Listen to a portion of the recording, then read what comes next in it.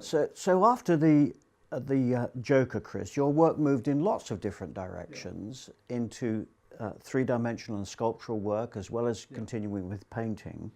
And I'd like just to look at some of the sculptural work now, because it's really quite remarkable stuff.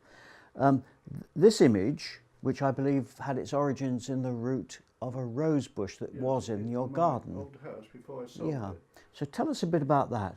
Well, it was inverted for a start. Imagine it upside down. And I dug it out, and I didn't know what was in it till I got all the soil off, and gradually parts started to be revealed. I added a little bit to the side here, so it had a dimension, made a hole of it. And then I found some of these skulls on Cleve Hill and other places, and started to stick them on. And I realised after a while it was totem-like, so we called it the totem. And it had various little faces that started to appear in them. Some of them I'd added myself, others are purely accidental.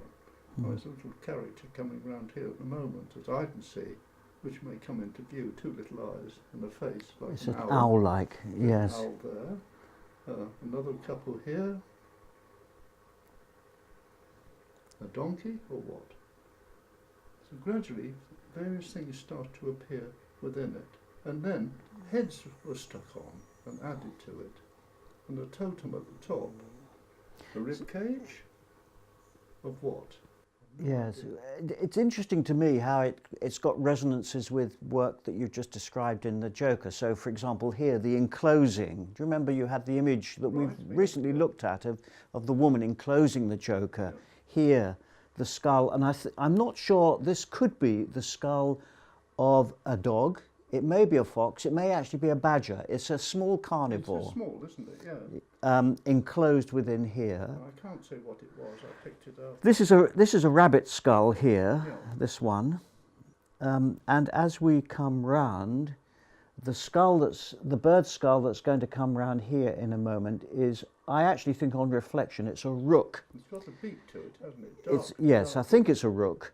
And that's the bird that was making the noise out here in the garden when we filmed that section of the Graham Sutherland picture with a rook in it. Yes, so it keeps the rook is obviously a symbolic bird in some way. And or here we have very interesting. I did nothing to this. I just found it, and there's somebody asleep in it. So there's a birth image there, as it turns round. These are little creatures added for a bit of amusement or fun almost. So that was the first image. I'm particularly interested in this because you call it a totem. In the work that I've done with semi-nomadic people in Sami people in Finland and semi-nomadic people in Mongolia, these things are actually still very important in their culture, and they're used by a shaman. And they're used very much as a process of healing and addressing issues that people have in their day-to-day life. So they still survive. They still have a functional use in the world today. And at one time, of course, they would have had widespread use through all societies. Yeah, that's interesting, isn't it? Right, well... So that's Totem. I call it the god Bez and Pan. Bez is a very ancient god for women. They protected ladies. And I haven't got the source of it, but I know it comes into very early mythology. And I've added nothing to this one except the limbs. It's a very amusing find. All these limbs were intact. I've added the nails, the toes, the backside, and the hand standing up there. But all the other pieces are not added. They're part of something. Certainly the backside I built out. And I put a tail on. Mm-hmm. And then various images started to appear in the side. Now I didn't make that one, I found that one. And when I came to the hand, I swelled it out and made it into a fist to put my paintbrush in. So the paintbrush stands here, well firmly into the ground. And then we got the front obviously put in. That was there. So was the vagina, well marked, the eyes, a little mouth, and snake heads up here at the top. And you have to beware of the evil eyes it comes down to look at you there. And horns, of course. These are the whole point about this is really, it's a trickster, and it offers a stratagem as a fear of the warding off the evil eye. And the evil eye is quite prominent in certain cultures. So really it's about that. If you've got this on your side, you're safe. Mhm. But it's both male and female, isn't it? It's male and Well, female. it is. It's got both in it, hasn't it? Yes. So it's a nice vulgar little piece to Mhm. shock some people or enliven others, you know. Yeah. What sort of response have you had to this one? Some people are very interested. Some people say, "Oh, tut tut tut," you know, show things like this, you know. But yes, it's been entertaining, really. I think I'm quite pleased with him, and I didn't have to do anything. There he was, except for all the features at the ends. Which Yes, I mean, what was the penis here when you? Oh yes, I didn't touch it at all, intact. Yeah. That was strange, wasn't it? Yes. But this tied it all together. The evil eye, you know. Beware, don't mess with me, sort of thing. There's a cloven hoof here, so it's part of something else, perhaps. So that was the second one. So that's the mocker. Yes, This is another complex-looking creature, Chris. So. well, this is menagerie. All the creatures you care to name, and a lot not here, of course. The fun of this piece is to find the figures. So as it very slowly evolves, you pick, well, we've obviously got the great elephant, which really dominates the whole scene, I suppose, across. And that was almost intact and found. Same root out of my same garden. This is what I found in the soil, if you can make anything of it, before I upturned it. And I had to do an enormous amount of cleaning out, as you can imagine, cutting a lot out of it as well. Well, I remember it in the soil. I remember you excavating that. Yeah. It was a massive rose bush that you took out. It certainly was. And so it yielded 3 or 4 pieces, of which this is one. Yeah, this is one piece of wood, and I eliminated a lot from it. Yeah. And this is what was left, and I added very little. So the whore down here, The boar. the boar, he stood proud, and I rather liked him. I didn't have to do much. I had to cut a mouth out for him, put some fangs out. Yeah. And that was all. There are a lot of animals in here, aren't there? The more you look at it, the more you see. So there's this long, this looks like a sort of crane or a heron, That's a heron there, with its that's right. beak pointing out. There's the tusks on this one. What's this, Chris? Is that part of the elephant, this one that's going those around? are the ears of the elephant flapping. Yes, yeah. We have the whale coming Yes. right round. He starts here and he runs himself right through and ends Yeah. up here. Yeah. This wide mouth. And then we have some mythological figures here. Open mouth, Yes. but what is he? Yes, and there's a human head And here, and another one so there's a person with a fish tail again, So, and a change- human head. And resting Yes. on the whale, Yeah. another creature with his tongue sticking out. Here he is, coming round now. And then centred in it, because I got rather involved with this, I sort of swam into it. I found 2 things sticking out, and I put a couple of little Feet. feet on them, Mm. and there he is diving into the middle of it. So that was my next figure, and I quite enjoyed that. I haven't developed it and refined it or made anything of it. I've left it in a slightly raw state, because that's how it was. I felt it ought to be a little on the rough side. Yeah. I How did thought you one or you two. finish it? Is this just a simple coating of paint? I did smooth it out a bit. I've only Yeah. coloured a few parts of it where I wanted to make things stand out, like Yeah. a whale, I suppose, Yeah. emphasise things. It could just go on turning, and you would reverse the turn so you see it going the other way sometimes. Mhm. So that was another one. I've got one other little figure I'd like to show, and I'll bring that over now. Switch off.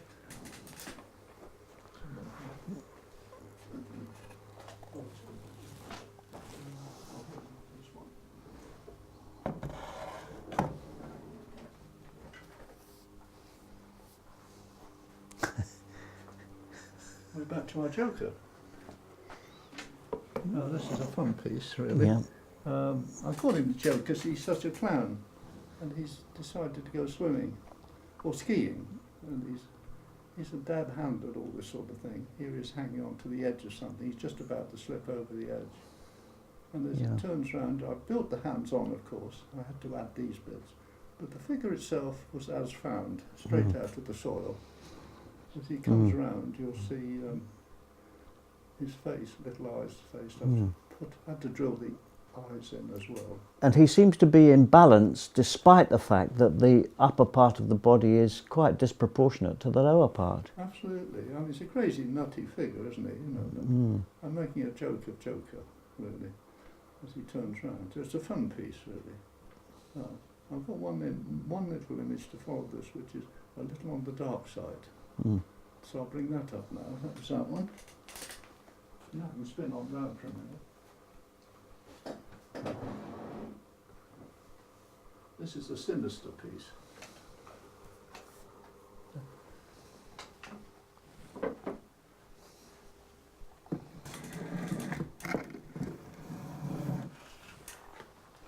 Now this is a piece of elder which I found on top. And this was out of the woods where we've been talking about throughout the session.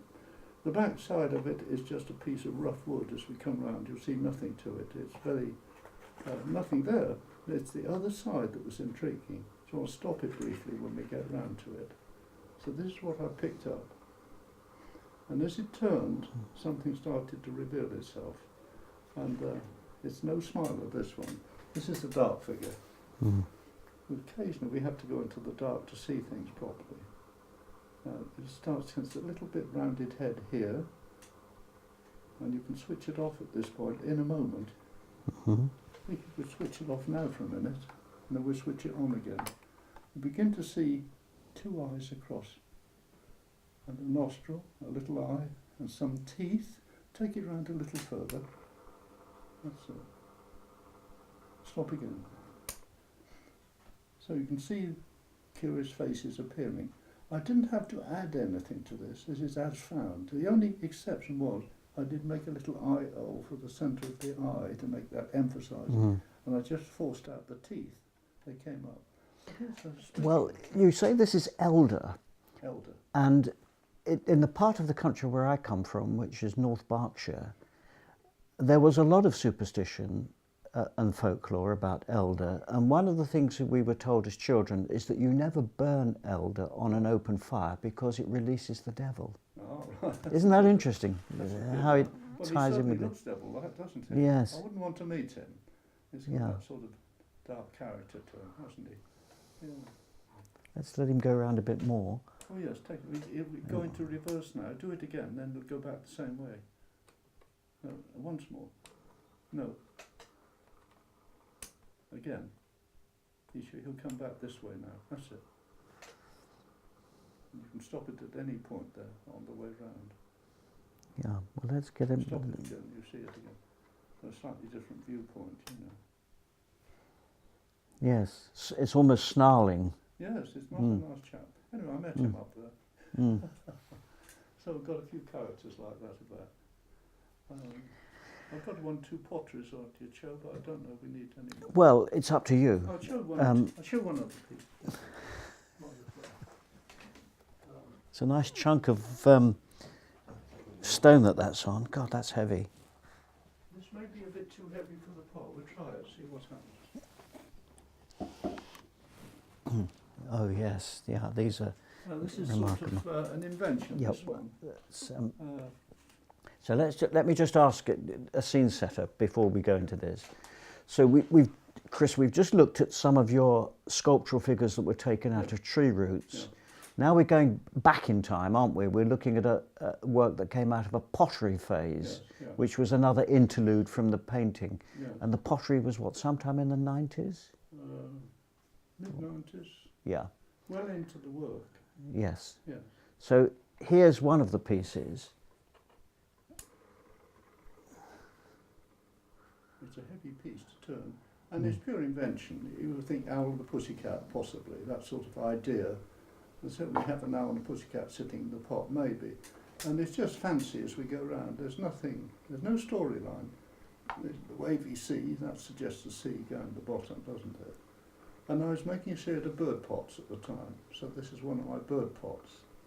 And plants could be put into the top. So It's also, there's the fisher here again. Fishes, lots of fishes. So Yes, so and you did terrific. several of these, didn't you? On this, a variation on this I did theme. about 30 or 40 of these, all shapes and sizes. Yes. A big series of these. Because I did pottery seriously and then started to teach it for a bit. So it Yeah. became an important subject. And I did once consider going for pottery seriously, Mm. which lasted about 2 years. And I Well, thought, this looks like pretty serious pottery to I me. thought, I don't want to do too much of this. It could be boring if I keep repeating myself. Mm. So it came to an end, but I did enjoy it, yeah. Yeah. Have you got another pottery piece you can show Yes, us? yeah, I'll bring another. But they're all slightly varied. Some are too big to carry that way, that's the trouble. Couldn't dare put it I down. think you've noticed in the fish as well, because I keep seeing it. I wanted to say Yeah. something. Yeah. To lift that one off and put this one up. This may be too heavy, I'm not sure. No, it's working. No. And we've got the evil eye We've immediately. got the evil eye on this one, yes. Yeah. Why this particular form? Because in all of them that we've looked at, it's got this trumpet form Yeah. with some sort of animal coiled round it, and that's turned up in the paintings as well, hasn't it? That the trumpet is there in a number of them. Occasionally, yeah. The coiled That's not creature. fluke, I think. I don't Mm. think it registered very much. Tell us a bit more about this one. It was purely a decorative pot with symbols on it. The symbols could be important to people or not, but it wasn't intended like that. Little hints down the bottom of possible figures growing out of it. But it's a purely decorative pot. Mm. I just like the idea of animals was being part of pottery, you know. So I worked Yes. it slightly rough on the edge. Yeah, and the beak seems to have a sort of nurturing function. It's holding on, it's steadying the trumpet part. It could be. And that's a feature of both of the pieces that we've looked at. And some of the others are probably too heavy, but I'll just show one. I'll bring it over. Keep it going.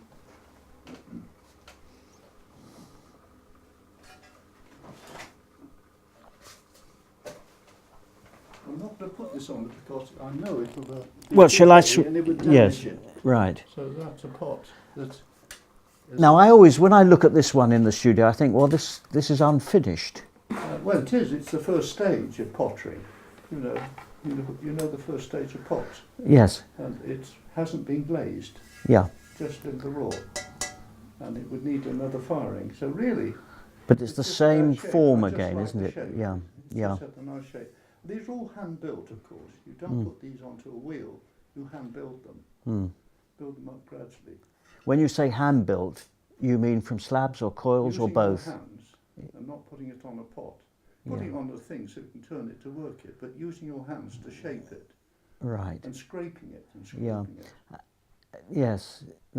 Clearly there's technique involved in actually keeping the shape and stopping it collapsing into itself or breaking up. Well, you let it dry, of course, and then you fire it when it's really dry. It's the first stage of pottery. Yeah. And this was deliberately left in the unfinished stage Yeah, to I show. never got round. Somebody could do it for me. I don't Yeah. think I would want to risk it myself now. I'm not sure. I'm sure somebody could turn it into a nice pot. So glazing is one possibility, but this one looks as though it's pen and ink drawing on here, doesn't it? I mean, that's just the effect you've given This it. is a particular colour. And I've Yes. forgotten the name of it now. And I you've just know painted the that. names of colour. It's pen work, isn't it? That you Oh, or yes, brushwork, it's hand-drawn with and then fired in. This is fired. It's fired as is. Yes. It starts with a slightly different colour. They always change colour when they go through a Yeah. very hot temperature, 200 degrees, or very high temperature. So three-dimensional work has been important in various interludes. Now there's one other aspect of your work which we could call an interlude, which I would like us to move on to in a moment, and that's the Pyromania. Ah, right. Now, before we bring up the images of Pyromania, and while you're sitting comfortably, just tell us a bit about this, because there's a real story involved in this, isn't there, about the burning of your car? Oh, yes. Well, when I was living in Cheltenham here, in the Pitfield Street, my hometown, my home space, I was sleeping out those days with my friend, and when I came home in the morning, I noticed it didn't look its normal shape somehow. It wasn't a light or anything, but it had been damaged. And I thought, good God, when I walked round the other side, it had been badly burnt.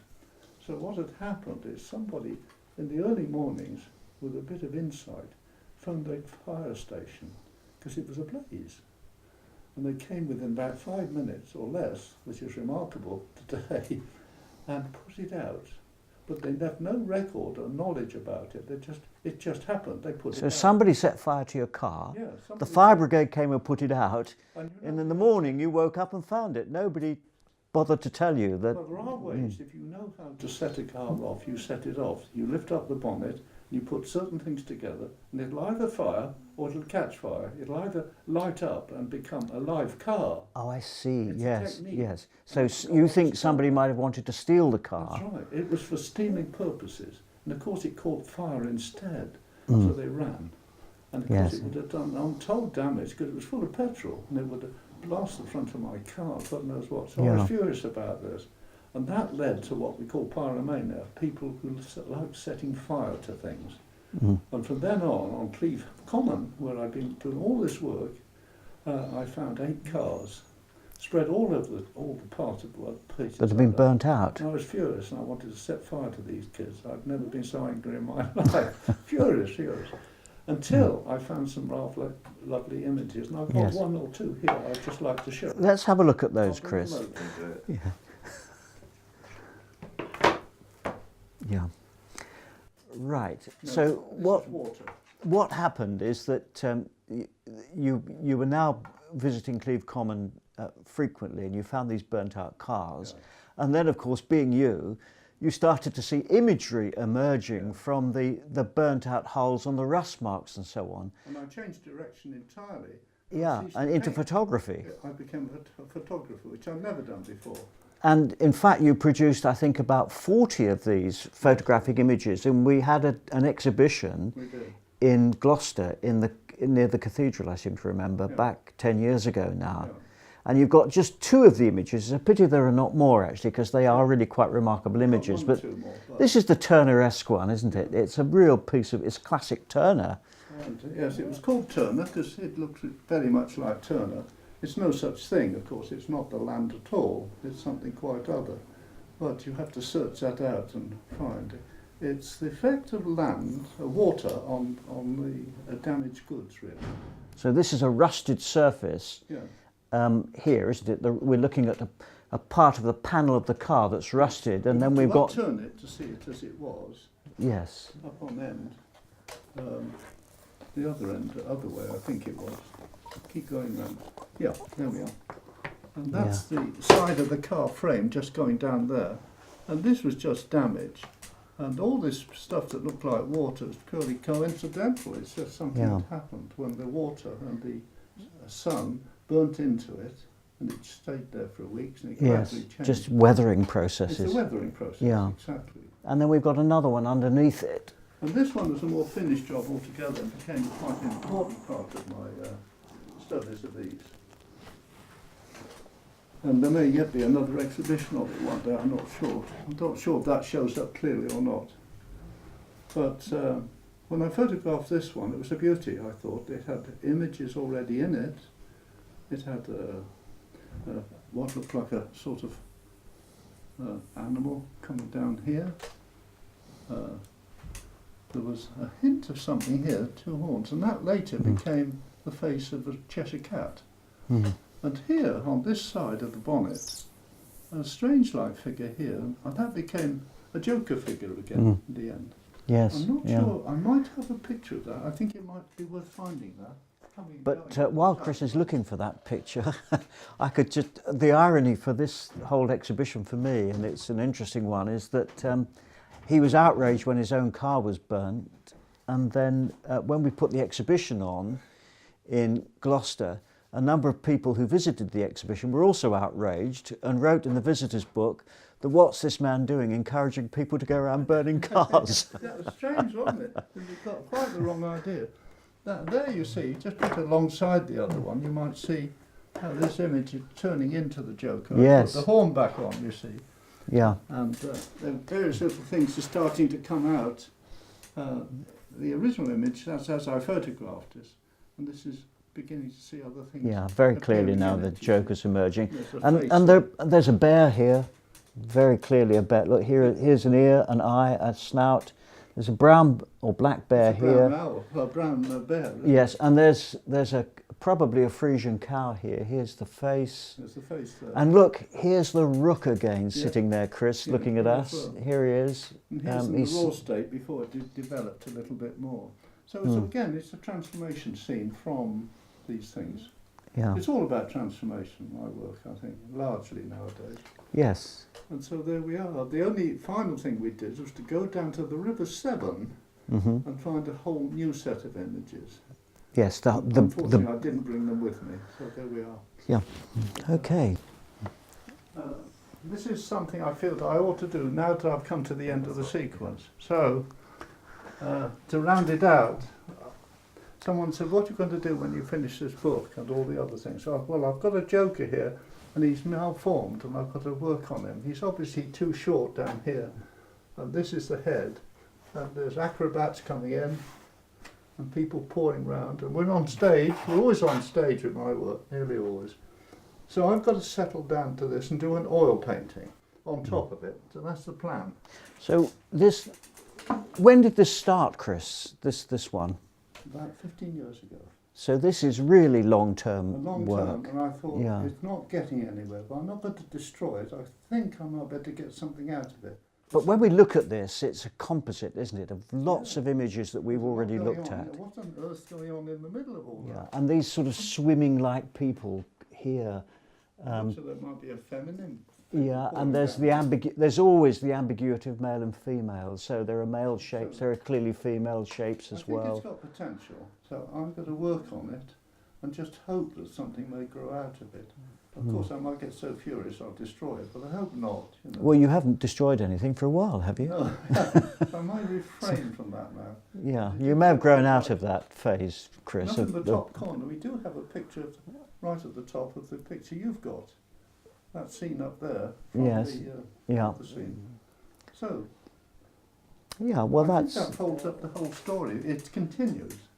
It continues. as it does, of That's course. the line. It continues. Yes. Yeah. As long as I continue. Transformation always continues. Until one By comes to a halt, isn't by it? definition, it never ends. Mm. So thanks everybody. It's been an entertaining few hours. Many hours Oh, really. a few days. Yeah, Mm. a few days' Yeah. work.